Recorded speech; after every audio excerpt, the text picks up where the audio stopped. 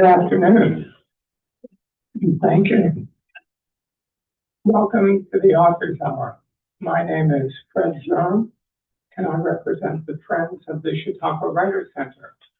We are a volunteer organization whose mission is to promote writing and writers on the institution grounds and beyond by both supporting and supplementing the activities of the Chautauqua Writers Center. We sponsor several events every week. The first one, though, we don't sponsor this week, but I'll still mention it to you. Every Sunday, except the very last Sunday, we have open mic up in the prose room on the second floor of this building. That's where writers and listeners 18 years old and above are invited to participate in an open mic session. Not this Sunday, but if you're back with us next year, the first Sunday. This Friday, we do have our last, what we call informal critique at 1:15 on Friday in the garden room on the first floor of this building. That is a time for writers to bring in 10 copies of one page of prose or poetry, and you'll get feedback from whoever is there, led by a professional writer, John Brankingham. He has taught courses here at the Writers Center that you have to pay for, and this one is for free. And today, as part, and unfortunately the final session of the Tuesday Authors Hour reading series, two Chautauqua writers will present their work. And after the first reader, I will tell you more about special annual event. Books will be for sale and signing after the readings. And we should also have time for a short Q&A. So if you have any questions for the writers, please try to remember them. Our first reader, Catherine D'Agostino, worked as a journalist for small-town newspapers before beginning a 32-year career teaching literature and writing to middle school, high school, and college students in Western New York. In 2023, she published a 5-star novel, Braided Lies, a Thousand Island Castle mystery. In 2024, her one-act play, Internal Suspension, was tapped as a finalist in the Lakeshore Center for the Arts one-act play competition, an honor she repeated this year with The Tags, which I have the future tense, but it's been performed on stage at the Arts Center in July. Her next novel, Tangled Vines, a Finger Lakes winery mystery, is due out this fall. I'll give you Catherine D'Agostino.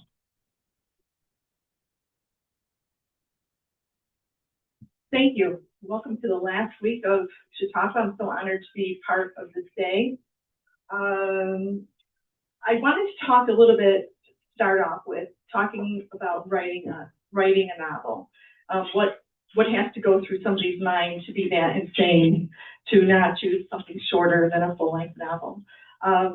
So I do have a poem that I wrote about it that I think will explain quite a bit.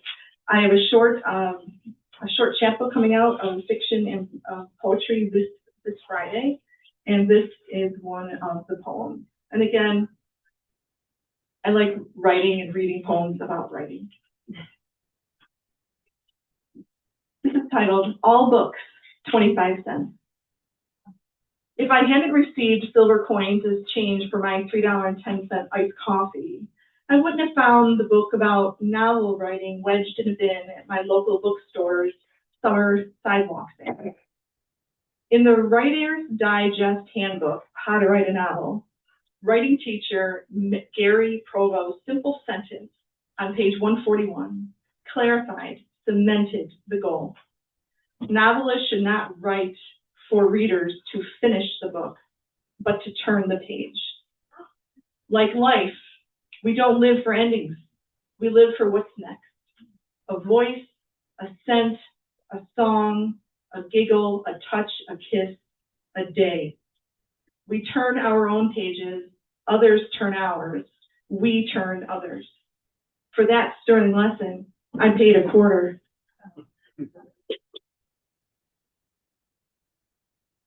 Thank you. My novel, Braided Lies, was inspired by a 2019 trip to the Thousand Islands. I am genuinely surprised the Chamber of Commerce in the Thousand Islands has not reached out to me, because I guarantee you I hear constantly of people, because I read your book, I'm going up there. Because I read your book, I'm going up there. And it is simply a glorious place. If you're not familiar with the Thousand Islands, drive to Syracuse and hang a left. Okay, just drive up towards Canada. But there are some similarities between the Thousand Islands and Chautauqua. I think you'll put this together. In the 2022 census report for Alexandria Bay, they have 963 people living there year-round. And over the summer, they have 250,000. Sounds familiar. And before starting this journey and writing the book, I did not know that there were 14 castles in New York State. I didn't know a lot about it. And what happened, I'll keep this short, is I went on the tour of Bold Castle. I don't know if anyone has been on the Bold Castle tour before. Some people. And you go into a little room and they talk to you first. And they told this magnificent story about George and Louise Bold.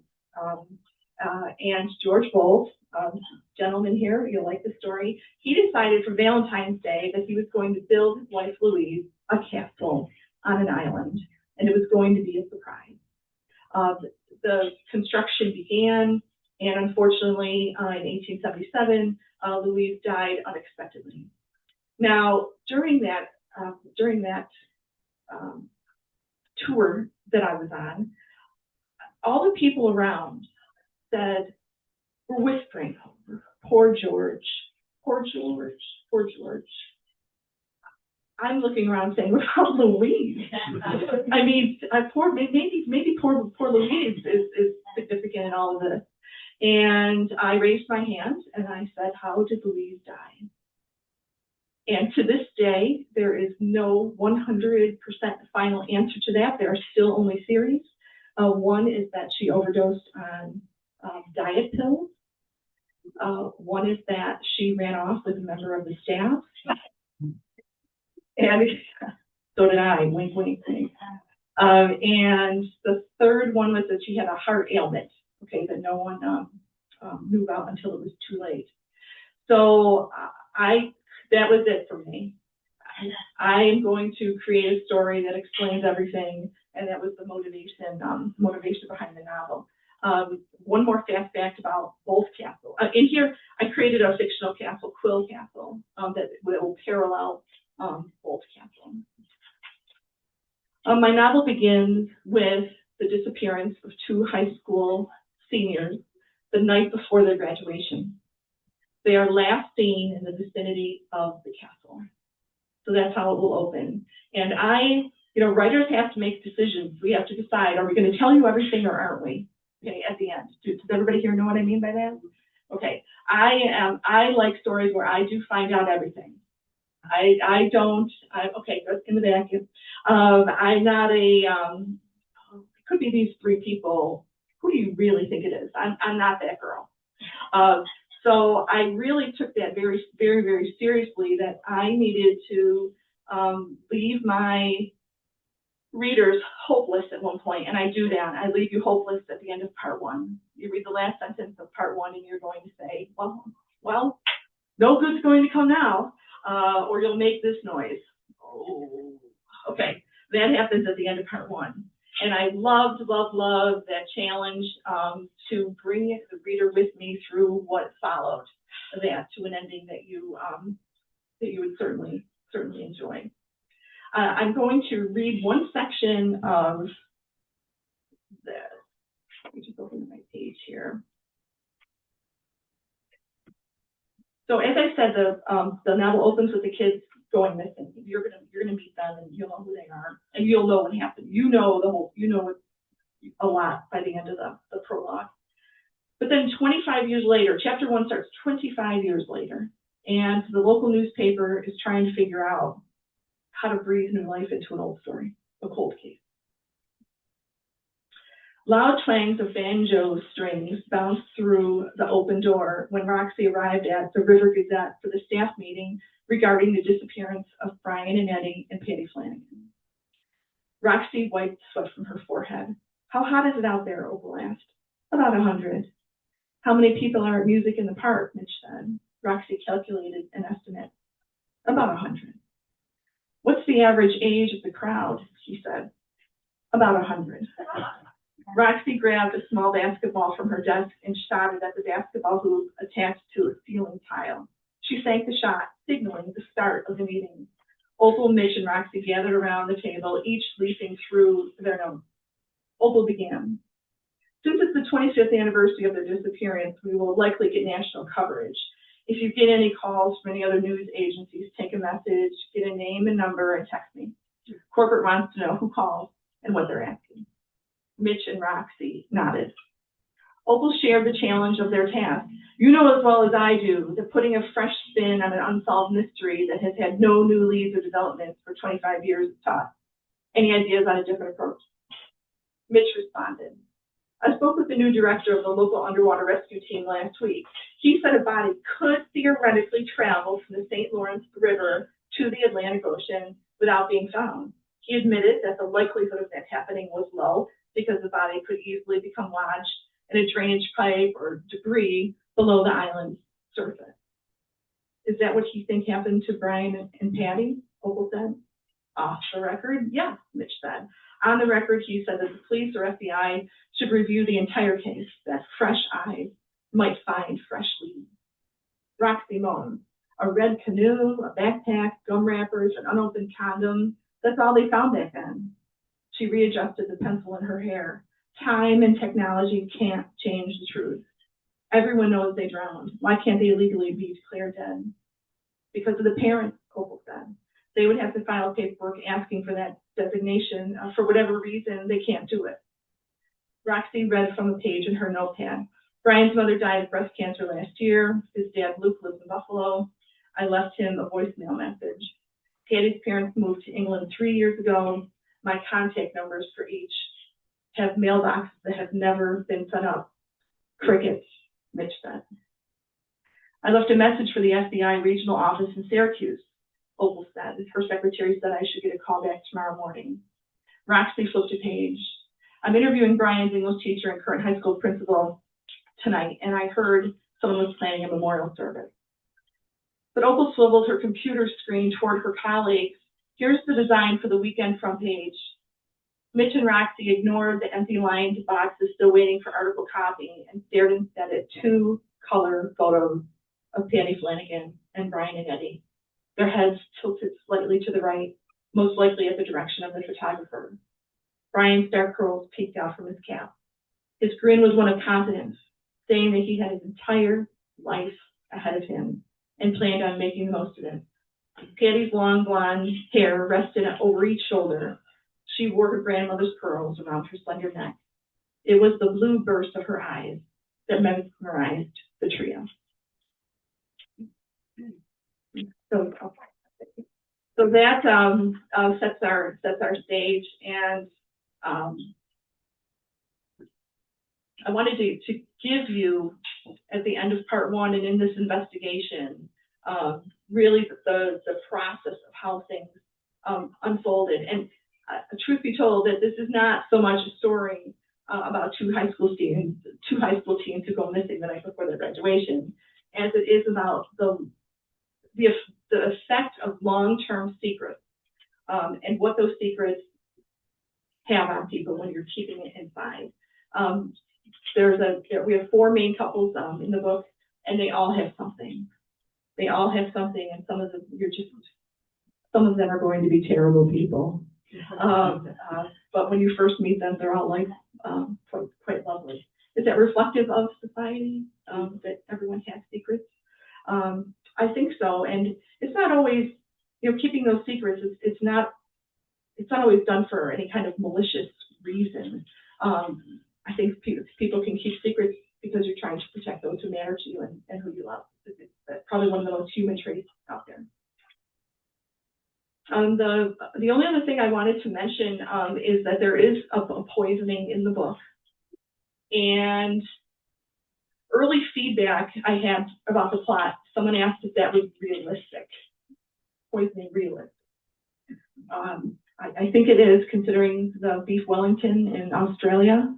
If you follow that story, and even if here's a headline that appeared from March of 2022. Utah mom accused of fatally poisoning husband with fentanyl faces more charges. Okay, and when did she poison her husband out there? On Valentine's Day. Okay, so that's in connecting back to the Bold family with the Valentine's Day. From June of 2024, Missouri woman accused of spiking husband's Mountain Dew with Roundup. It is and not only common now, but what really impacted me about adding a poisoning to the plot, I have to go back to Hamlet, and the switching of the swords and who gets hit first. And it isn't just Hamlet. William Faulkner's A Rose for Emily. Emily Grierson did not want Homer to leave that bedroom suite. He did not. And she did something about it. And even going into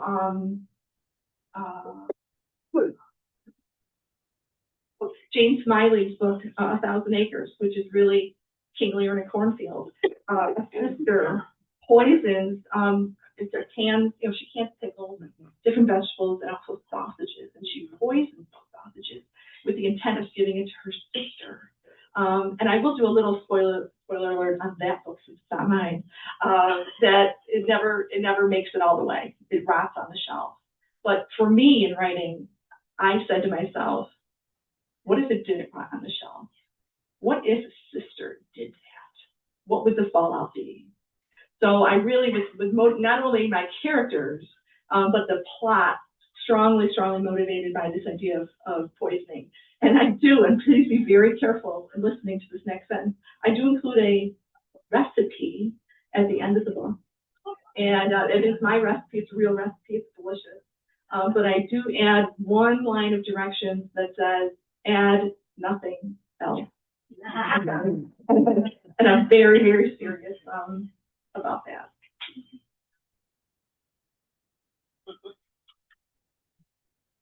Writing a novel is certainly a labor of love.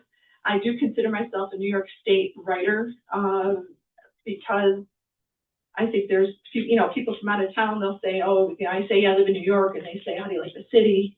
And I say, oh, no, grapes and apples. I'm in grapes and apples country where I live. As Fred was saying earlier, my next novel, Tangled Vines, takes place in the Finger Lakes at a winery. And I will say that 2 years ago, going on a book tour up in the Thousand Islands was a really smart idea on my part. It's heavenly there. And I just don't think I'm going to mind next summer spending my time in the Finger Lakes at wineries. I don't think I'm going to mind that at all. All right, well, thank you so much. I hope to see you after, and I hope for some great questions. Thank you.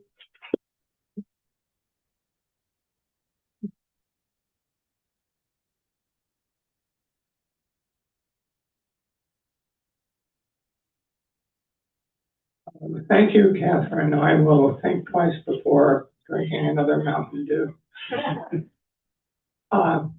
I'd like to go over just some of the events, the annual events that the Friends of the Chautauqua Writers Center sponsor. All of them are in the past tense because we're in week 9, but I hope you file them for future consideration next year. One thing we sponsor is the book fair for authors such as Catherine and David, if he's around, on Bestor Plaza, usually in mid-July, so keep an eye out for that. If you have written something, please think of applying to be an author on Bestor Plaza. I'll mention this webpage several times, but chq.org/FCWC. That's where you can find applications, information, etc., about all the events I'm mentioning.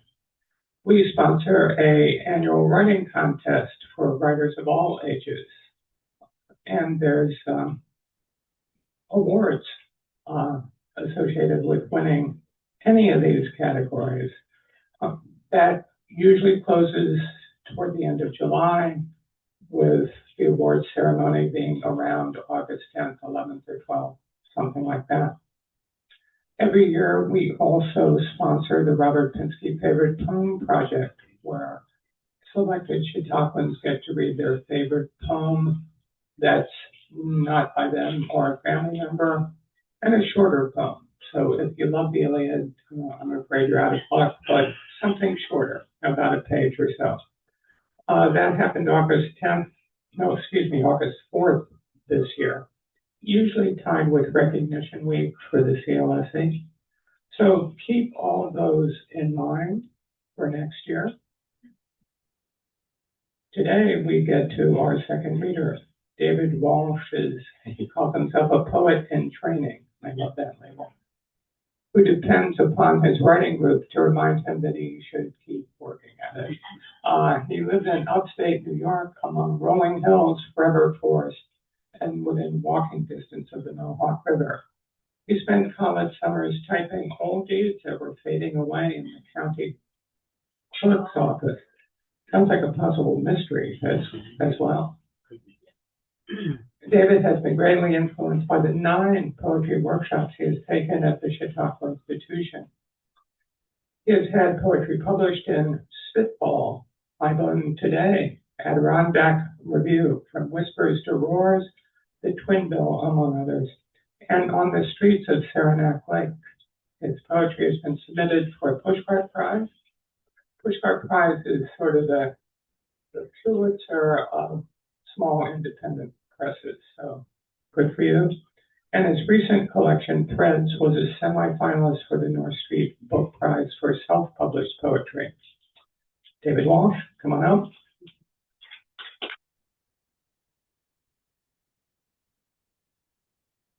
Thank you, Fred.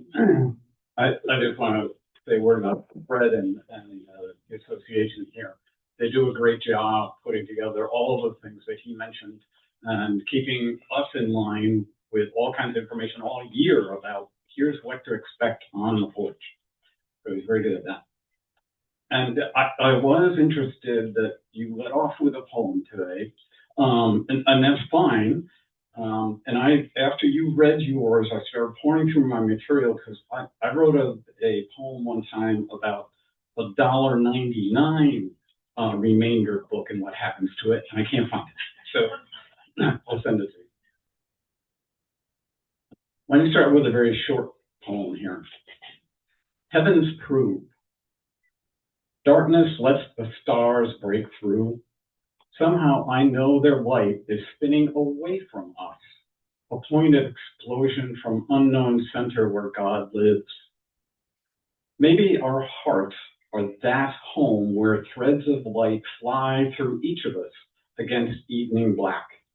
We live between blessedness and brokenness, between light and dark. When I started putting together the latest collection that I had put together, my wife takes all the pictures, and we're always trying to find some place to do the pictures. And we were on the Hudson River in Kingston, and they had a replica of, which boat was it? I can't recall, but it was an old exploration book. And we took a number of pictures with the riggings.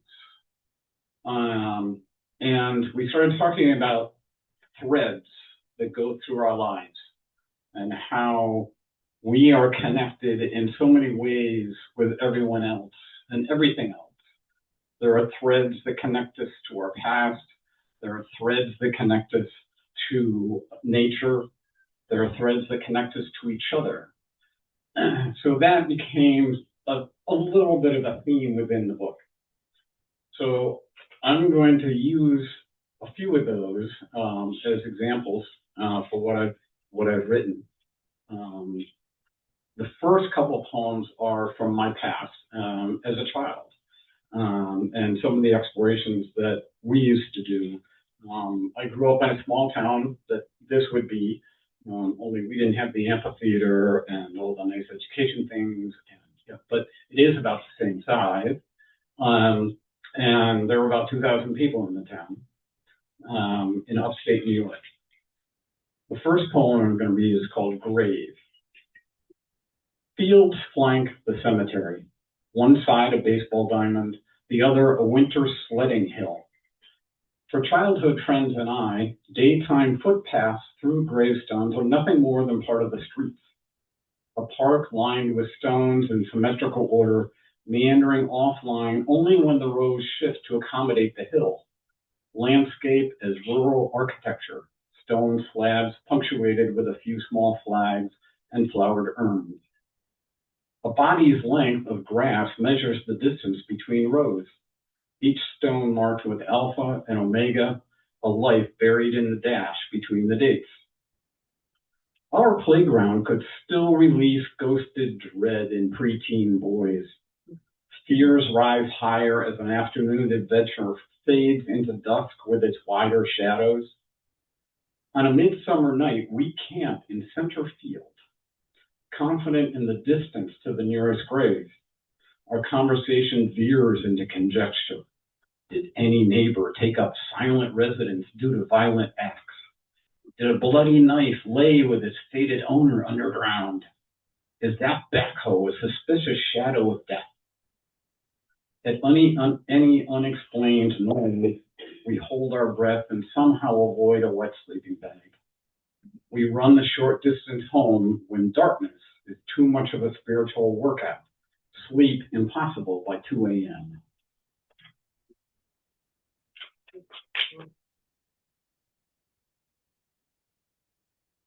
This one's called American Legion 1964.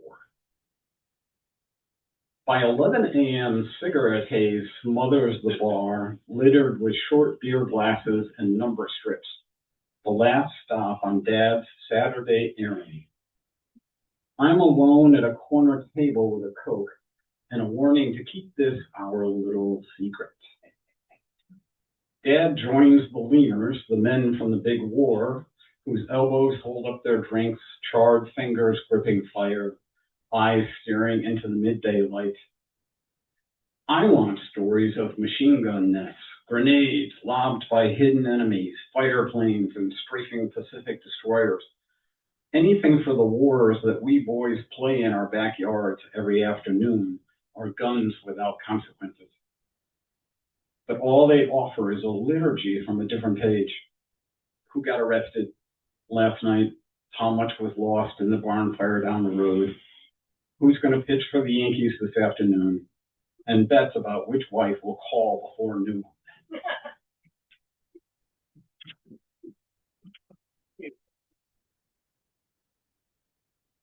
Thank you. Now we're going to jump ahead a little bit to another impact of Threads, or another result of Threads, or however we want to place this terms. The pandemic will fray the threads between any of us, whether it's within society or within our neighbors or even within our house. Our local historical society put out a little notice that said, we are collecting artifacts from what happens during this time of pandemic. The writers group I belong to said, well, we're in a pattern now where we're writing haiku. Let's do haiku about the result or the impact of the pandemic. So we put together, I think it was about 3 pages of haiku and sent it to the local library who was doing the work for the Historical Society. They took them, matched them up with an artist who made little, I think they were mostly watercolor, and put them up on their Facebook page. Yeah, that was a really wonderful sight. But what I wanted to read are the 3 quick pandemics that I wrote for this effort. They're very simple, but number 1, social distancing. Night run, empty road, escape from isolation, no cheers at the finish. Number 2, claustrophobia. Doors closed, air lifeless, Too much bit-driven FaceTime, all too short on hugs. Number 3, canceled cruise. Tulips of our spring mean more than Dutch rivers. We stay safe at home.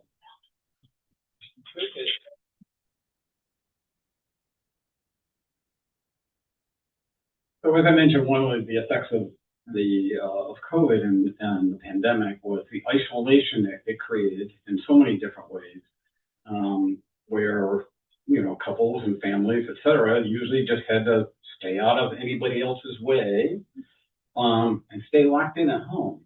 Not necessarily locked, but after a while, it felt that way. So this was something I put together after a few of those kind of days. Finding normal. So far today, I found grape stems left on the table next to the rocking chair, candy wrapper next to the 2-week-old puzzle, the attic light left on from last night's excursion in search of a forgotten photo album. I loaded the washing machine with clothes, then failed to hit the start button. Neither of us will own up to the food leftovers. We can't agree whether the pictures already made it as a slideshow on one of the computers, nor why we even crave the memory. The laundry can wait. These walls may contain 2,100 square feet, yet we sense the squeeze as if we inhabit a remote cabin with 2 small rooms, 1 cot, no exit door, and a pantry shelf sparse on food, stocked with alcohol. None of it assists with any mental acuity.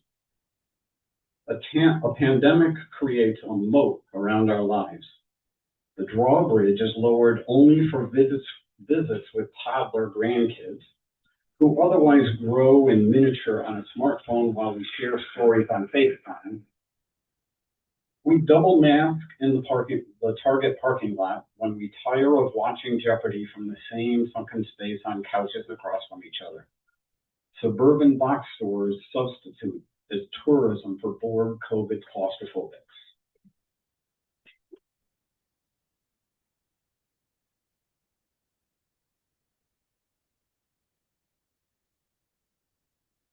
I think I put in the next poem solely because of the difficulty it is to write anything about war.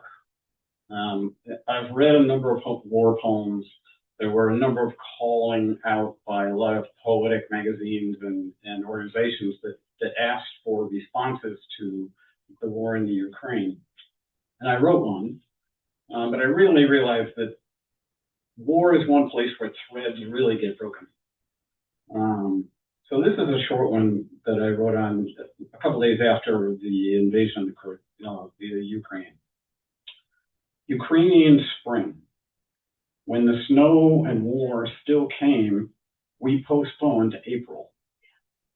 Dark skies dropped metal gray that set streets aflame, making peace a refugee, shadows that chased toward tarnished borders, winter coats the last protection for exiles escaping colorless streets, framed with yawning broken windows into perilous sanctuary. Spring with still display forsythia, yellow shattering the morning frost.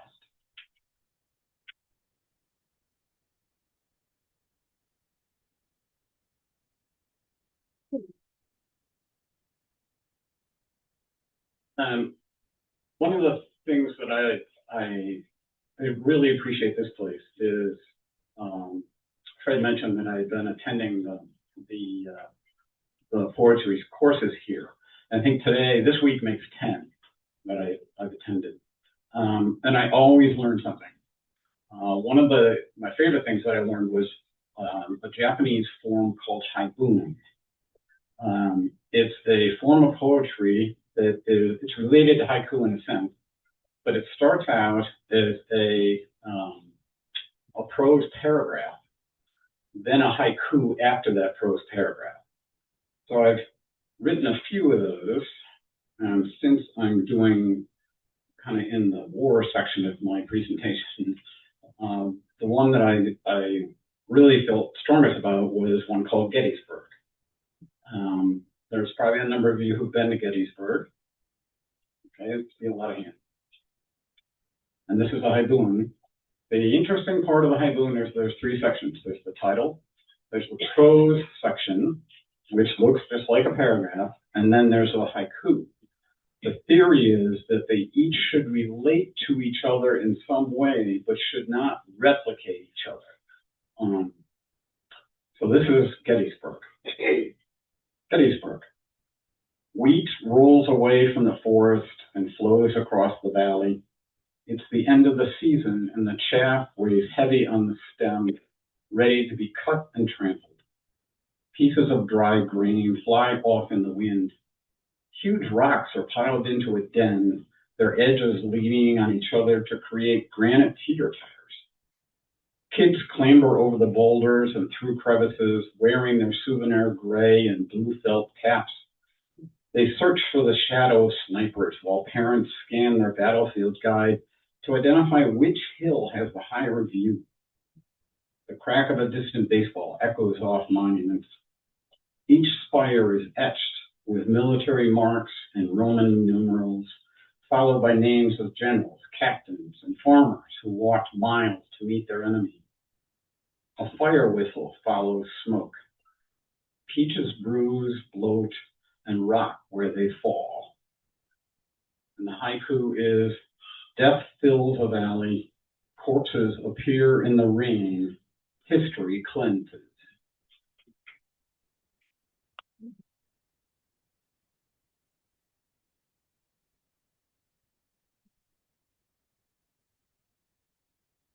Okay. I have too many notes to myself, and that really throws me off. All right, this is a whole different genre, and I suppose it could be considered a thread poem, but it has a different topic. I've discovered I've written a few poems about roads and driving and things that happen in those kind of situations. So this is one that has two parts, and it's called Road Rules. 1. A highway is an agreement among millions of people to follow the rules, which are written in tiny print on my license, just above the hologram headshot, just below the commitment to donate my body parts. The guy behind me apparently did not sign the pact, since it would expose his anger issues early in this chaotic morning commute. The road signs have 55 written across a white background, clearly not his color of choice, likely a red hue that matches his furious face. Double yellow lines are no hindrance to his accelerated road race across my left flank. Just another vehicle speeding on a razor's edge, forgetting the definition of braking distance inherent in a 3-ton piece of metal on wheels. I'm not ready to give this guy my body parts. 2. Whenever we took a ride as kids, Dad took the wheel, patriarchy being one of the prime rules. Mom took the navigation seat. We 4 kids bickered over the back windows. Even short rides would be a stage for mobile drama, complete with accusations, bruised arms, and threats of quick turnaround home, errands discontinued. Excuse me. Disagreements between driver and navigator were rampant. Once, Dad dumped the 5 of us off at home. I stood with Mom at the living room window as Dad roared off backwards down the driveway. No signal of his intentions, no explanation of destination. Mom said he was angry at her comments about his driving. I had no idea road rules could be graded on a scale.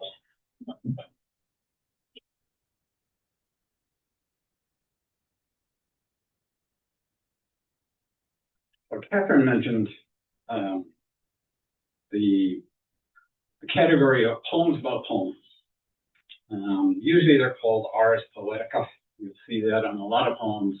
And it basically just means a poem about poetry. This is one that I wrote when I was frustrated writing a poem that all of a sudden, as I got going, it made no sense. And it was also something that one of the teachers here told me in my second session here about You use too much bracket. Well, what's bracket? He said, there's too much explanation up front. Just get to it. So that's where this came from. Preface as Ars Poetica. A reader once said that I start my poems with too much introduction, as if it were a story that begins as useless weight for the reader to carry while she wanders through my words. I suppose my goal is to set the scene, the color of the leaves on the hill, fog rising above the river valley, a train curling around the ridge, a guess on the contents of the boxcars, a couple eating dinner in the house at the base of the mountain. Before I know it, I've lost not just my reader, but the whole point of the poem, and it is already 3 stanzas long with no rhyme, no clear line breaks, no poetic form to hold the structure intact. I start over, taking our baffled reader straight to the middle of the conversation. If only I could remember what I was thinking about those folks arguing in their dining room, knives waving dangerously over the meatloaf, while I tapped my pen impatiently against my half-empty journal.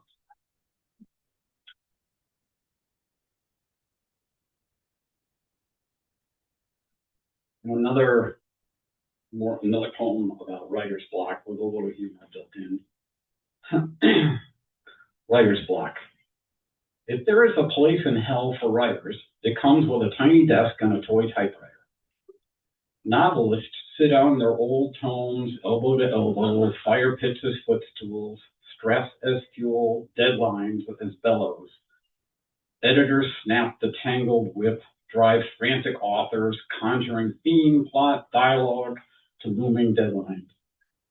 Poets squeeze fuzzy metaphor into iambic pentameter, 14 lines, or 575 syllables. Every scribe throws wadded output into a smoldering hole where steam rises from the magma of lost stories. Next door, 1,000 monkeys toil at their own Smith Coronas, Shakespeare in their dreams.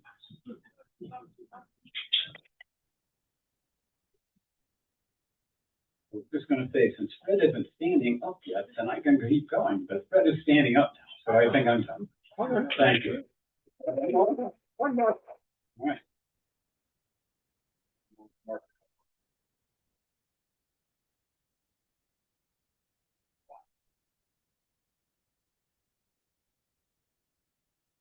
There we go.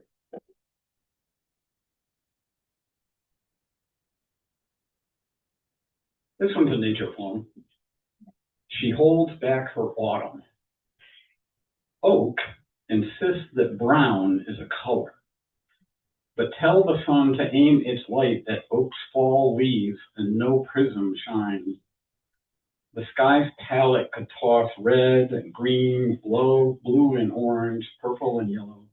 Results with the oak still fail to qualify. Oak shows her arrogance, clutching those hanging vestiges until all her neighbors release true prime colors, as if her pointed leaves are grandest of all. She holds her fingers hostage until they drift dramatic into December wind. A layer of barbed leftovers discolor early winter snow.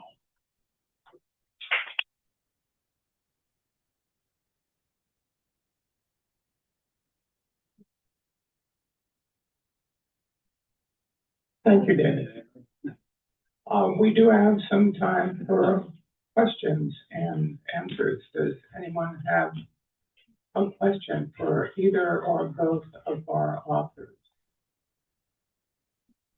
Right here, and I will repeat the question, and as we answer, if we could drift toward the middle so we're captured by this $10 camera. Okay. If you would give us any hint about the significance of the title. What is the significance of the title, or at least some hints about it? I knew I wanted a metaphor in the title. Okay, that 100% going into it. When I was probably a senior in college. I wrote a poem in response to a novel, final project. We could do anything we wanted. Those were our parameters. So I said, I'll write a poem. And that poem was called Braided Lies with a V. And the book was about 3 generations of Native American women and that idea of how they all intersected throughout the course of that book. In my book, there are also 3 generations, which that was not done intentionally. But when I realized that, and it was right near the end, people say they have a title the whole time. I did not have a title until the end. And I was in my basement going through old stuff from the past, and I found that poem. And right away I knew that lies became lies because of the characters in the book.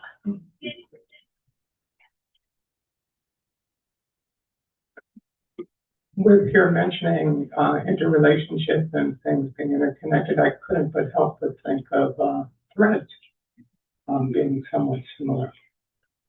Another question. This is not an artistic question, it's more of a concern or support question. How has the advent of Kindle and other electronic readers impacted you as an independent writer? And how can we best support independent writing? Okay, so there's a question about how has Kindle and other electronic readers impacted what you do, and especially as an independent writer.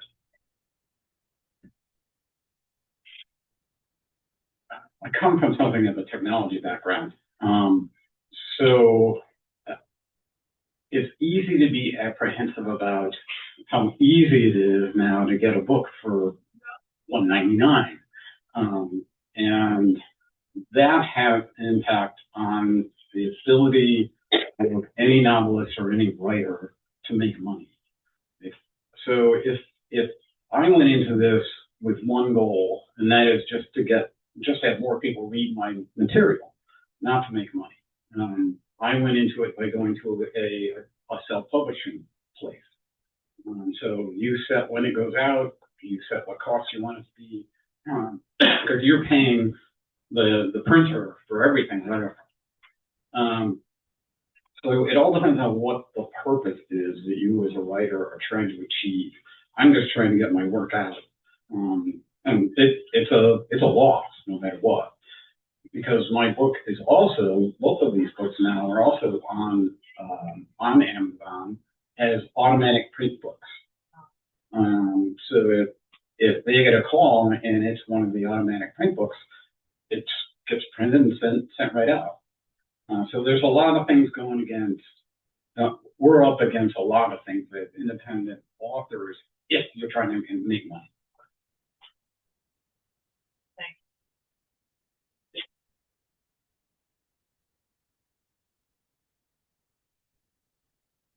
Suddenly, just as an individual, that I have the power to take something that I write and to get it out there as quickly as possible. The terrible thing about being a former English teacher, okay, only a couple months old, I taught AP English forever.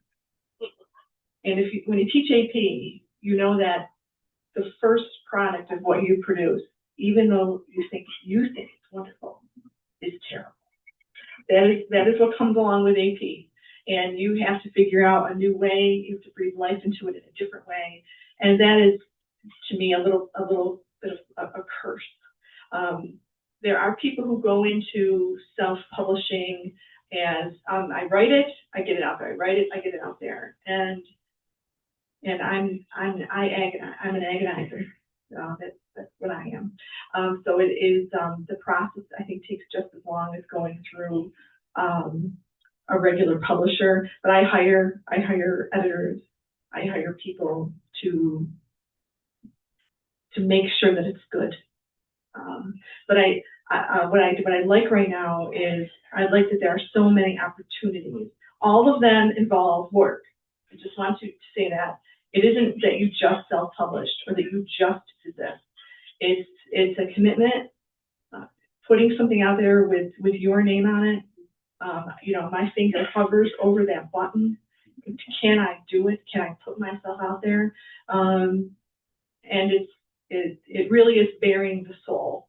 And I think as technology is changing now and the different options for publishing, I really do think it's giving everybody more opportunity. I do worry about scams. I know of a couple of cases with people even older than I am that are being promised the world for a lot of money.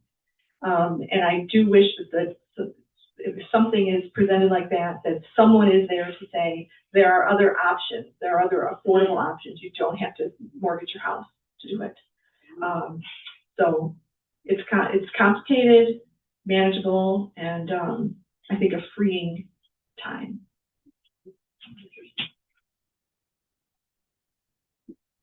Another question right there. Mine's more of a comment than a question, but it may lead to a question. The power of the literary arts here. I too live in Chautauqua County, so I'm always happy to see Chautauqua County and New York State writers who say upstate. Well, I don't know what upstate means to you, but where do you live, the poet? I live in just outside Schenectady. Okay. And so I was here on steps when an author, a CLSD author, we were on the steps, and Catherine and I got to talk. We didn't know each other at all. And so we gabbed while we're waiting to get our book signed. And then she told me about this book that she had just written and that she was reading today. So I'm here. I read the book, and I'm not a mystery reader typically. I was certainly rooting for Opal, and glad that, and I don't know, is this a spoiler alert? No, as you should. I'm glad you let her live. Oh, geez. It's okay. She's afterwards I'll tell you the major plot change I made before I published it. I'll tell you that later. And I got a kick out of it. I don't think I've ever seen the word rigmarole in a book before. And when I read that, that was fun. But yeah, so thank you. And we met, and then I was telling her about this book, and they said, wait, Catherine? I took a class with her, and she was either writing this or talking about writing. She said, the book is done. I said, yes, you can buy it in the bookstore. So, thank you. I'm impressed you read it that fast. That's great. Yes. Well, actually, I read it very quickly because I needed to be here today, and I had procrastinated. Plus, it was a page turner, right? There you go. Okay. I don't know if I can summarize, but the comment was in some ways, once again, about connection. Just somebody, Threads, Threads. It was the CLSC class of 2025, the connection teachers, yes. Connection teachers. Yeah. Right. Any other questions? Way back there, and then I'll get you again. She's coming our way. It's not.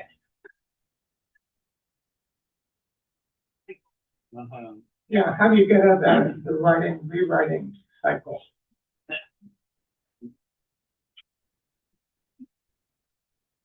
I wait for whatever I'm writing to tell me that it's done. And that is not my personality at all. So what I will do is I will force myself to work on something, knowing that I will not finish it. I will say, today is another day. I'm going to work on it and sleep on it. And so I guess giving myself that time to be, I want to say to be unproductive, that's part of my process. I have to rewrite and rewrite and rewrite. And honestly, it's reading it out loud. If I read it out loud and I stumble over any words, those are the words that have to be changed. And when I do that, I say to myself, really?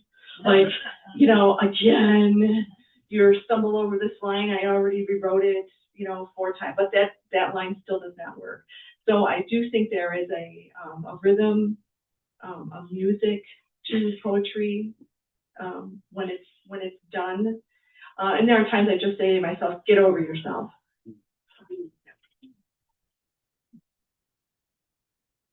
So there's no poetry saying that a poem is never finished, it's just abandoned.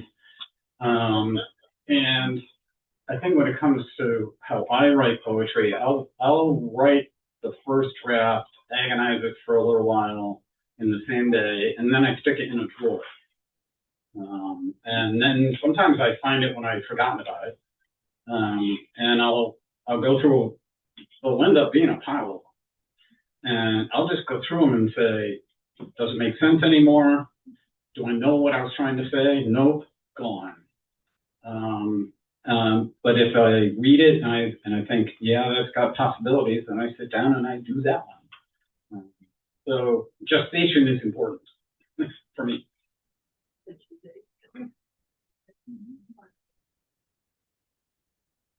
Let me just write while that's relevant. David, you're in a writing group. Catherine, I don't know if you are or not, but David, what role does a writing group play in that rewrite, revision process? They are really important for me. I've been in a writing group since, I think it was about a year before COVID. And I bring almost everything I write to that group. And just in our situation, you read your piece, you circulate it, you read it, and then you shut up. And everybody else at the table has to make their comments. And so that has to be at the bottom of every draft I write. What date did the writers group go through this? Because if I haven't brought it there, then I've lost an opportunity.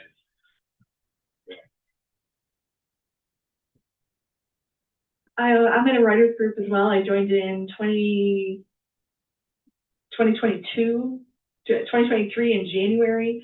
I am the youngest member of the group, and they meet every week. I thought it was going to be every month, every week, and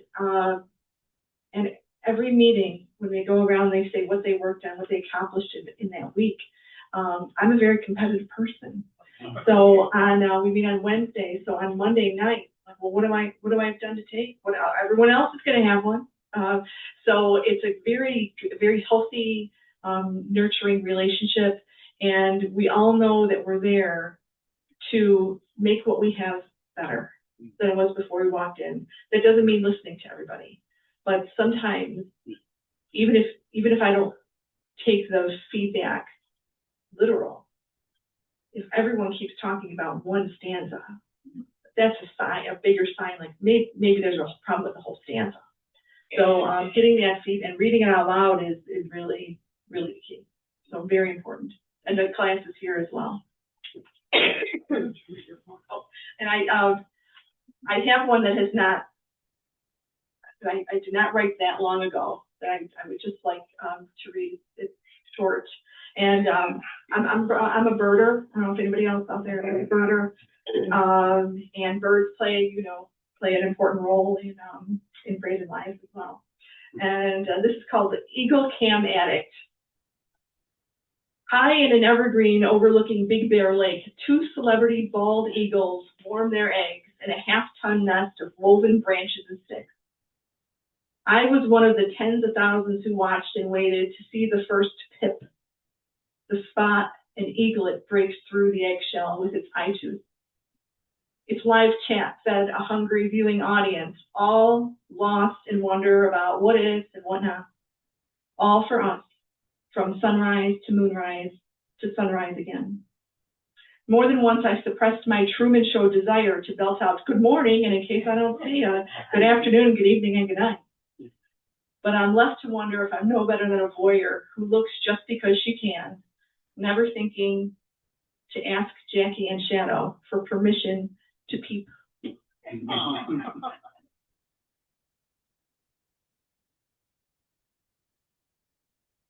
We'll close with that. Let's give one more round of applause. I just have a few literary arts kind of reminders and announcements.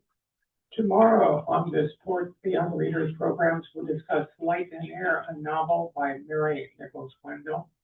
On Thursday at 3:30 in the Hall of Philosophy, Deborah Magpie Earling will discuss her novel, The Lost Journals of Sacagawea.